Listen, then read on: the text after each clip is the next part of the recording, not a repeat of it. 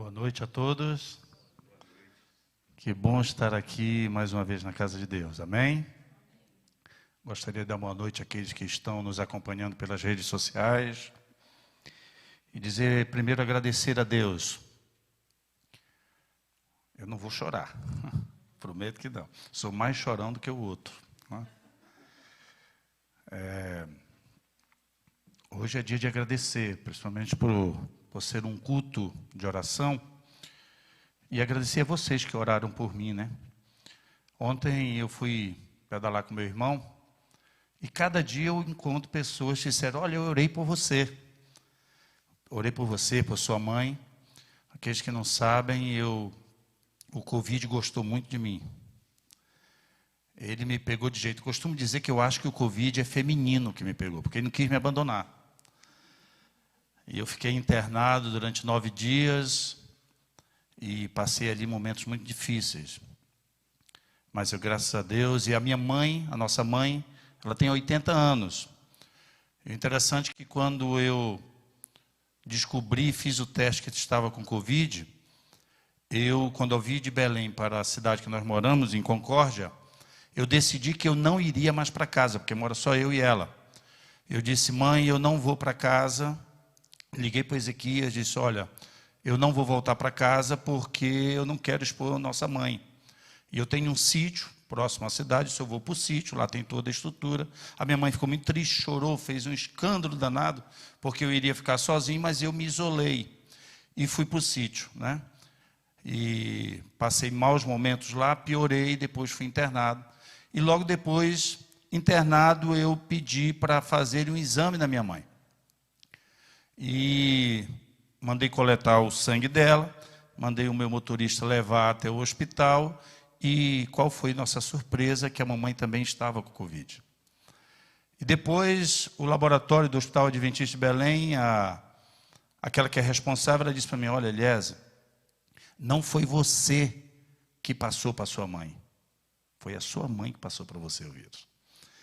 E o interessante, irmãos, que Deus, de uma maneira muito especial, Ele protegeu a minha mãe, protegeu de maneira que ela sofreu, mas sofreu pouco, 2 dias somente. E no dia que eu recebi o resultado, eu liguei para Ezequias e falei para ele, disse, olha, graças a Deus deu positivo na mamãe. Porque pelo menos ela já passou dessa fase, né? Mas eu agradeço a Deus e a vocês que oraram por mim, pela minha mãe, e têm orado por muitos, né? Eu aprendi esses dias, e como eu sou o irmão mais novo, eu sou teimoso, eu não vou fazer como ele falou, eu vou trazer uma mensagem aqui, depois eu conto a minha experiência. Eu aprendi que é muito melhor, e a Bíblia ensina isso, orar um pelos outros. É muito melhor e é mais gratificante você orar pelos outros, até mesmo que você orar por você mesmo. Vocês vão aprender no final que eu estou aqui hoje, não foi porque eu orei, porque muitas pessoas oraram por mim. Amém? Então a oração intercessora tem um poder impressionante de alcançar pessoas que não estão nem pedindo para ser alcançadas. Chegar em lugares que pessoas não pedem para que cheguem a Ele, mas que as bênçãos de Deus chegam porque você, eu e muitos oram. Eu gostaria que cada um abrisse sua Bíblia no livro de Isaías, no capítulo 6. Eu gostaria de compartilhar com vocês uma mensagem que para mim traz uma lição muito grande. Depois eu quero contextualizar com o meu testemunho. Vocês sabem que Uzias foi um dos piores reis que Israel teve. Ele foi um rei que foi tão ruim que no final de sua vida, ele ficou, quem sabe, ficou leproso. E o filho dele, Jotão, tentou no final do reinado dele consertar um pouco aquilo que o pai fez. E no livro Profetas e Reis, a irmã White conta de uma maneira muito assim, bem sintetizada, a história e do contexto em que o profeta Isaías foi chamado para trazer a mensagem de Deus. Agora vejam só, O povo estava querendo saber de tudo, já tinha sido um povo abençoado. E agora o povo abandonara aquilo que Deus tinha para ele e começava a adorar outros deuses, começavam a fazer outras práticas. E nesse contexto, Deus chamou Isaías. Ele disse: olha, Isaías, você precisa levar a mensagem da salvação a essas pessoas. E a Bíblia diz que Isaías recusou fazer isso. Ele achou que não seria o momento e que ele não teria êxito em levar a mensagem de Deus para aquele povo que não queria saber da palavra de Deus. E foi nesse contexto que aconteceu essa visão que tem no capítulo 6 do livro de Isaías. Vamos ler juntos? Versículo 1 em diante. No ano em que o rei Uzias morreu, eu vi o Senhor assentado num alto e sublime trono, e as abas de suas vestes enchiam o templo. Acima deles estavam serafins, ou anjos. Cada um tinha 6 asas. Com 2 cobriam o rosto, com 2 cobriam os pés, e com 2 voavam. E proclamavam uns aos outros, dizendo: Santo, Santo, Santo é o Senhor dos exércitos. Umas versões diz: toda a terra está cheia da sua glória. Ao som das suas vozes, os batentes das portas tremeram, e o templo ficou cheio de fumaça. Então gritei: ai de mim, estou perdido, pois sou um homem de lábios impuros, e vivo no meio de um povo de lábios impuros. Os meus olhos viram o Rei, o Senhor dos exércitos. Irmão, vamos parar aqui até esse versículo. Vejam bem, eu tentei construir essa imagem. Vocês sabem que o templo, a divisão do templo, ele tinha 3. Isso é elementar: pátio, santo e santíssimo. É mais ou menos essa divisão, aquela recepção, o lugar santo e aqui o santíssimo. Nessa visão que Isaías tem, ele adentra o templo e ele não fica no santo, ele vai para onde? Para o santíssimo. O santíssimo era o local onde estava personificada a presença de Deus. E o interessante é que na visão que ele tem, quando ele entra, ele começa a ver os anjos. E os anjos tinham 6 asas, com 2 cobriam o rosto, com 2 cobriam os pés e com 2 voavam. O grande significado dessa questão dos anjos era que aquele lugar era o quê? Santo? Não. Era um lugar santíssimo. Ali estava a presença de Deus. E os anjos são pessoas que tinham esse contato com Deus, mas mesmo eles, com todo esse contato, eles cobriam o rosto. Eles cobriam os pés, porque era um lugar santíssimo. E eles voavam. E ali estava Isaías, eu imagino, claro, não estava levitando, ele estava pisando no lugar santíssimo. E ele olhando para os anjos. E os anjos dizendo: Santo, Santo, Santo é o Senhor dos exércitos. Toda a terra está cheia da sua glória. Eu, quando leio esse texto, eu começo a imaginar que Isaías estava ali, perplexo, calado, vendo os anjos glorificando a Deus, e ele imagina e começa a dizer o que está no versículo 5. Então gritei: ai de mim, estou o quê? Perdido, pois sou um homem de lábios impuros e vivo no meio de um povo de impuros lábios. Algumas versões da Bíblia dizem assim: e o pior, eu vi a Deus, o Senhor dos exércitos. Irmãos, quando nós, numa cena dessa, quando Isaías olha a Deus, ele se sentiu o quê? Pequeno, sujo. A história poderia terminar aí, poderia ter parado aí.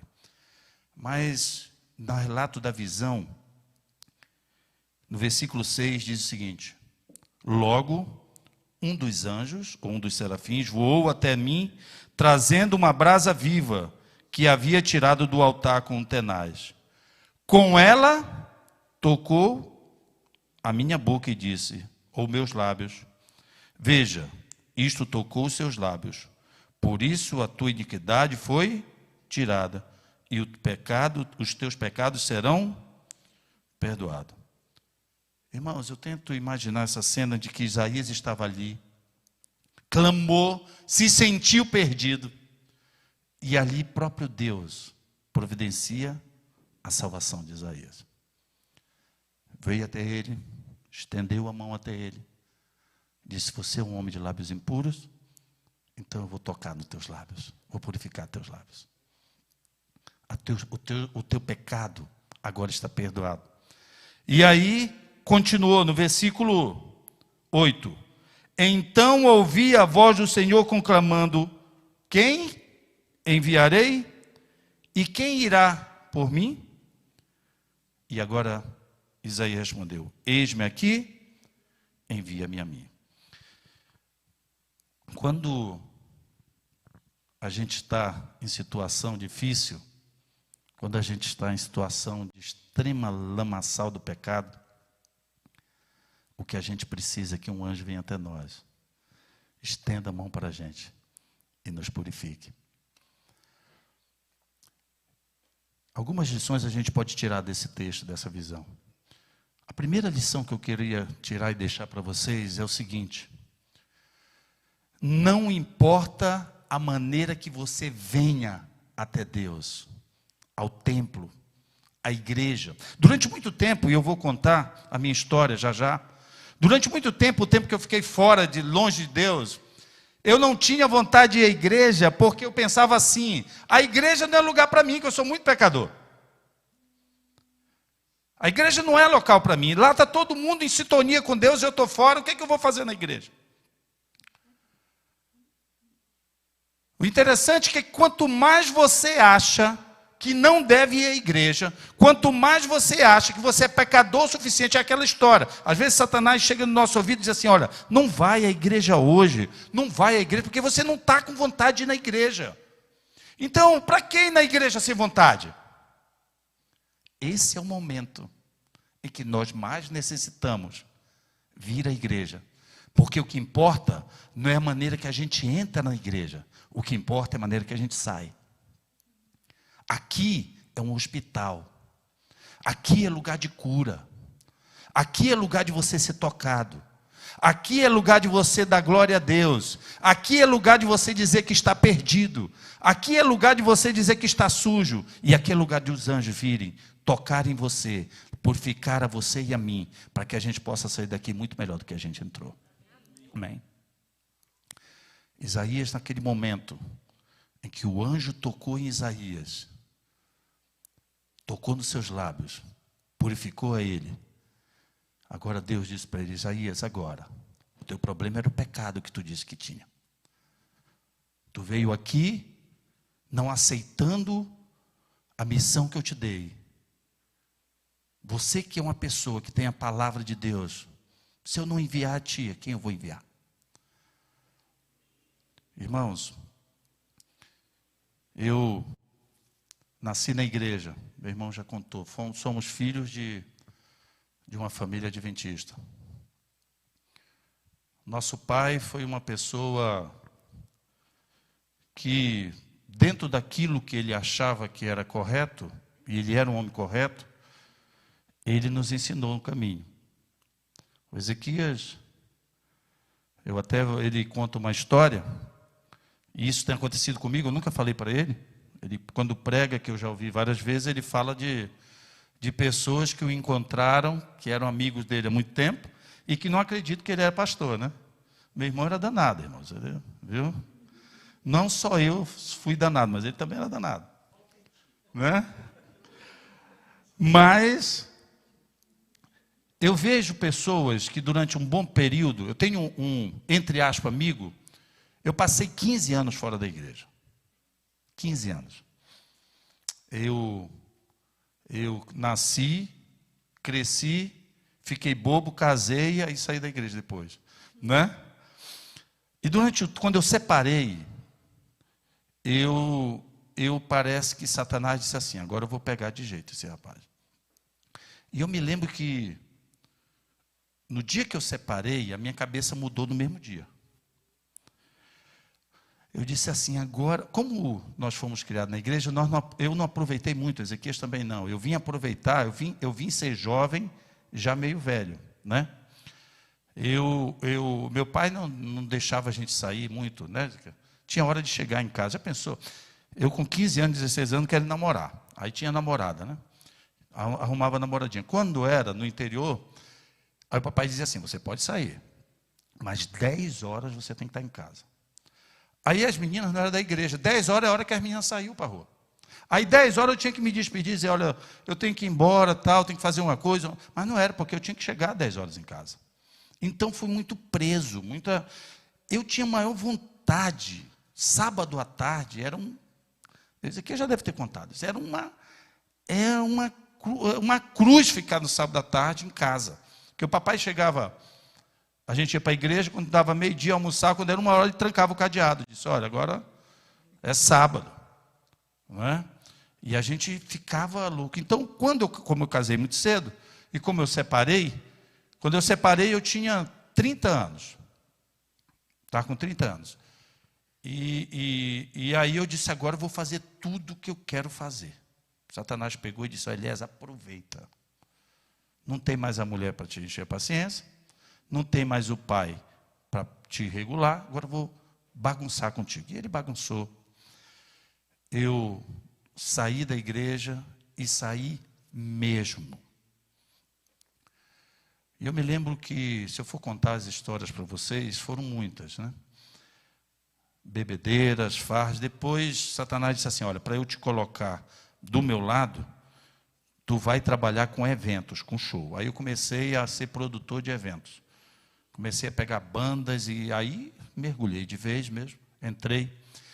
E esse aqui, o Ezequias, o meu pai, a minha mãe, a minha irmã, os meus amigos, a igreja em que eu era líder de jovem na época, orando. E eu nada. O meu pai, nosso pai faleceu em 2011. A maior vontade do meu pai era que eu voltasse para a igreja.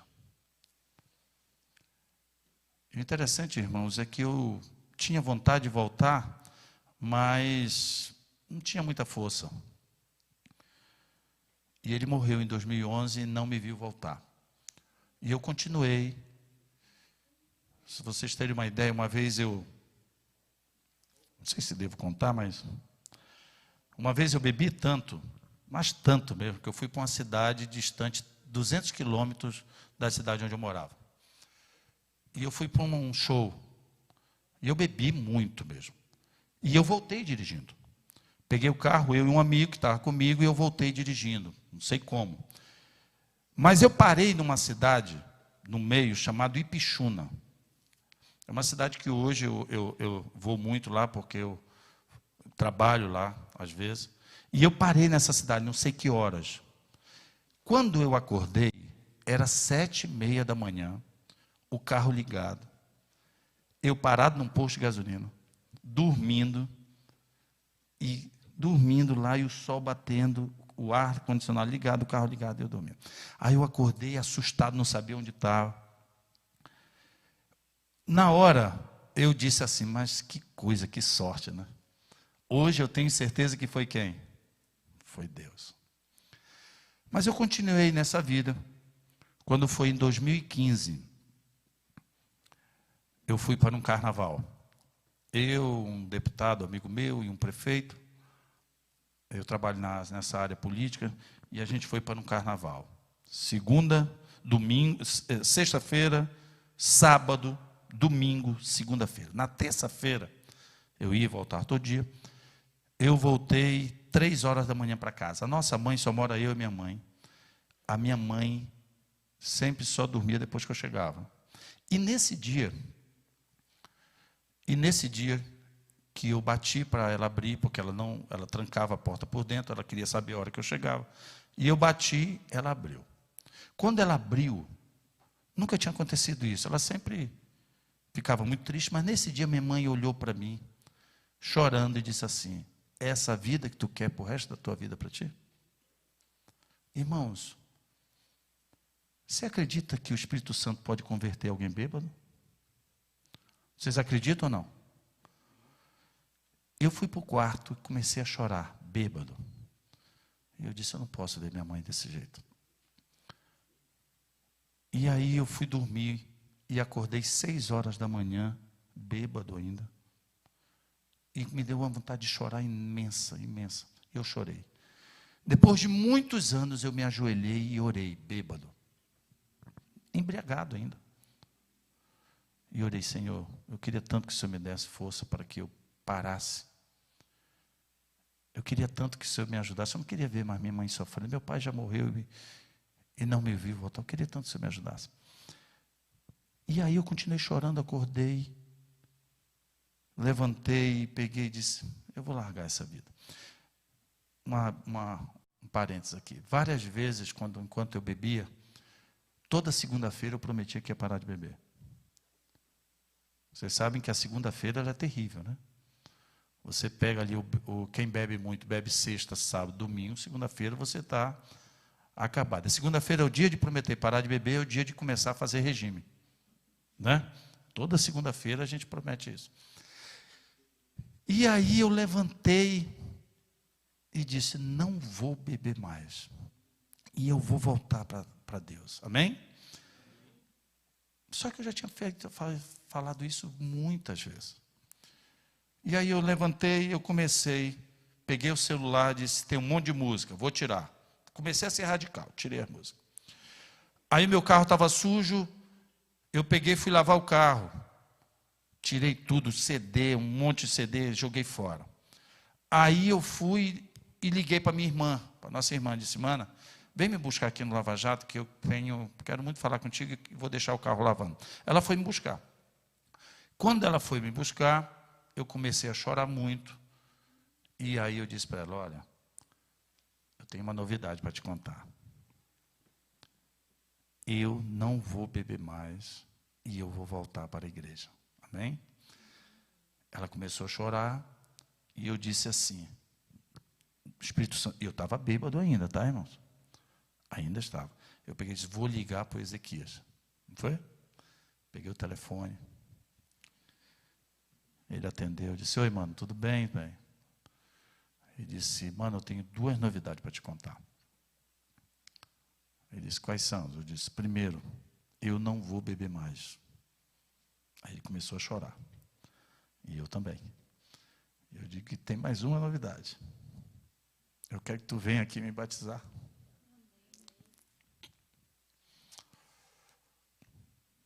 Eu queria tanto que meu pai tivesse visto isso. Eu aprendi que você, querido ouvinte que está nos acompanhando, você que está aqui na igreja, não ache, não pense nunca que você está afundado em pecado tão grande que Deus não possa resgatar você. E não se ache sujo, e não se ache incapaz de vir à igreja, porque a igreja é lugar para pecador mesmo. A igreja é o hospital que Deus deixou para que a gente possa sair daqui cada dia curado, melhorado, aliviado daquilo que o mundo tem oferecido para nós.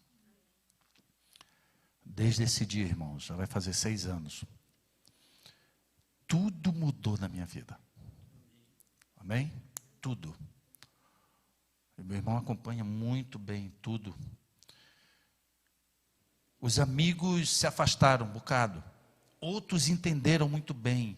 Tem gente que eu pensei assim, aliás, só tem um, que é vereador na cidade lá, ele é secretário de cultura. Ele é um enviado de Satanás, já falei para ele várias vezes.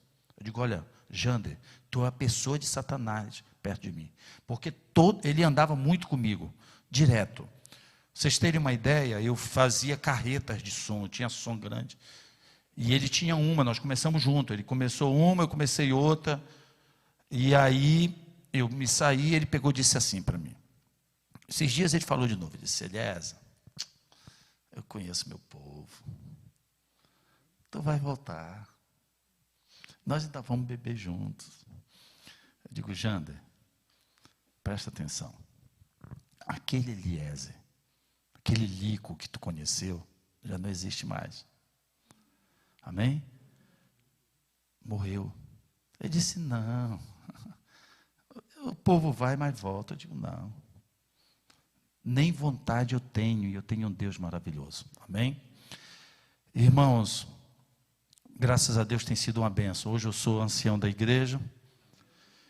Hoje eu decidi há muito tempo já que as minhas coisas, o máximo que eu puder fazer para ajudar a igreja. Deus sempre foi muito bom comigo. O Ezequias sempre dizia para mim, rapaz, o potencial que tu tens, tu era para ser o cara mais rico da região, né? Porque Deus me abençoou muito. Sabe qual era a diferença? É que quando eu estava fora da igreja, Deus me dava. Continuava me dando. Porque pode ser que Satanás desse, eu não sei. Eu vou ficar, eu não costumo tirar bênçãos de Deus e dar para Satanás aquilo que Deus deu, entendeu? Pode ser que tenha sido ele, mas eu vou dar o tributo para Deus, porque Deus é que abençoa. Mas a mesma facilidade que eu tinha de ganhar, eu tinha de gastar o dobro. Hoje, Deus está me abençoando. E graças a Deus, Deus tem me usado e eu tenho sentido que não sou perfeito e ainda continuo pecador, talvez até mais, de alguma maneira. Mas eu também continuo agora, sabendo que Deus é o Deus perdoador, é o Deus que muda, é o Deus que perdoa, é o Deus que ama. E Ele tem amado a você e a mim.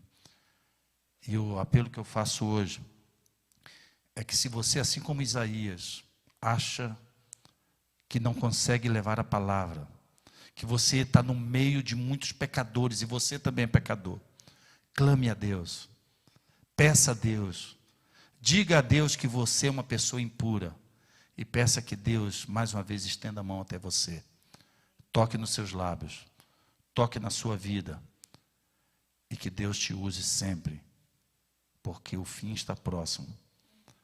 E que nós possamos, assim como estamos como igreja hoje, nós possamos em breve, irmãos, estarmos lá no céu. Eu quero ir para o céu porque eu quero encontrar a Jesus. Quero falar com Ele. Ezequias, eu acho que, ou alguém falou aqui na última vez. Uma vez eu vi o Jefferson Pilar, num encontro que teve lá, ele me trouxe assim, de uma maneira muito boa, essa questão de a vontade você tem que ir para o céu, né? Eu cresci com vontade de ir para o céu para brincar com o leão, para brincar, para tomar banho naquela água maravilhosa, de brincar com a girafa, de andar nas ruas de ouro. Eu cresci assim. Mas na realidade o objetivo não tem que ser esse. O objetivo de nós irmos para o céu é encontrar a Jesus.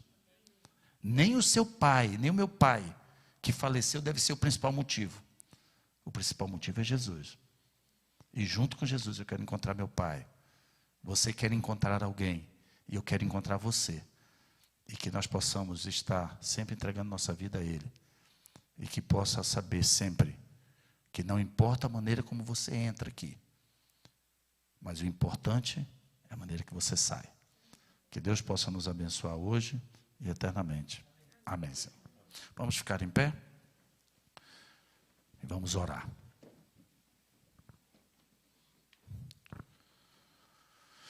Senhor nosso Deus, nosso Pai, nós te agradecemos, Senhor, de uma maneira muito especial pela nossa vida e por termos, mais uma vez, estarmos aqui na Tua casa, Senhor.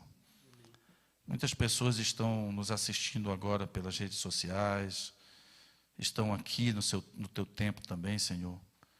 Que nós possamos saber que, a cada momento, que Teu Espírito Santo, a Tua mão protetora, está pronta a nos tocar, nos purificar, e que nós possamos também estar prontos a dizer, Senhor, eis-me aqui, envia-me a mim, Senhor.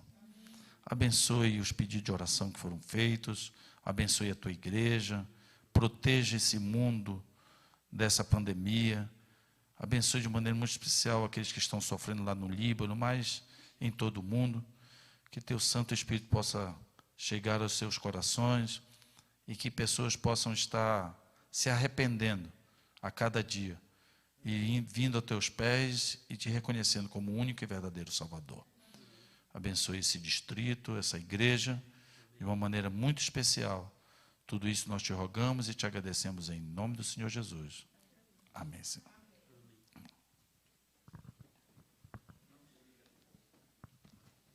Pode deixar a transmissão um pouquinho ainda, tá? Eu só queria dizer duas palavrinhas aqui. Eu não poderia perder a oportunidade de louvar a Deus nesse momento pela minha família, né? E de forma muito especial hoje pelo meu irmão que está na igreja. Eu queria dizer duas coisinhas com relação à vida dele. Primeiro, nunca desista de orar por alguém da sua família. Nunca. Pode levar 5 anos, 10 anos, 15 anos, como foi o caso dele. Quantas e quantas vezes eu vi meu pai chorando, minha mãe chorando, orando, orando, orando.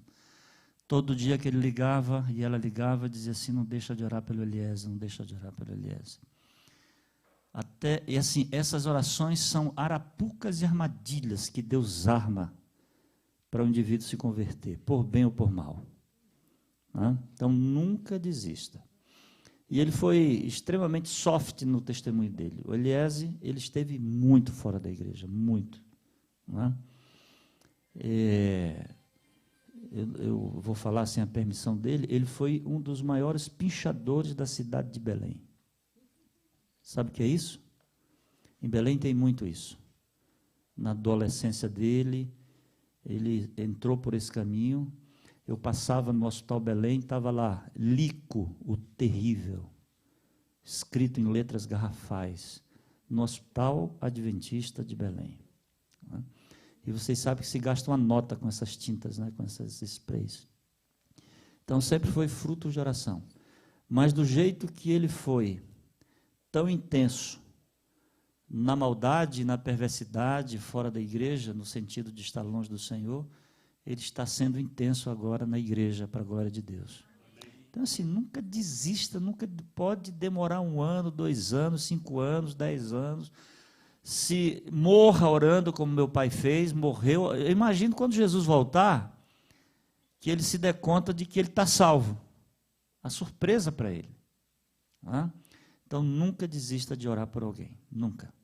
Que Deus abençoe a todos, nos dê uma noite feliz. Não esqueça que sábado, 9 horas, nós estaremos aqui reunidos novamente. Não esqueça de fazer a sua inscrição. Um beijo, um abraço para todos vocês que nos assistem e que o Senhor nos dê um restante de semana abençoado e feliz. Amém?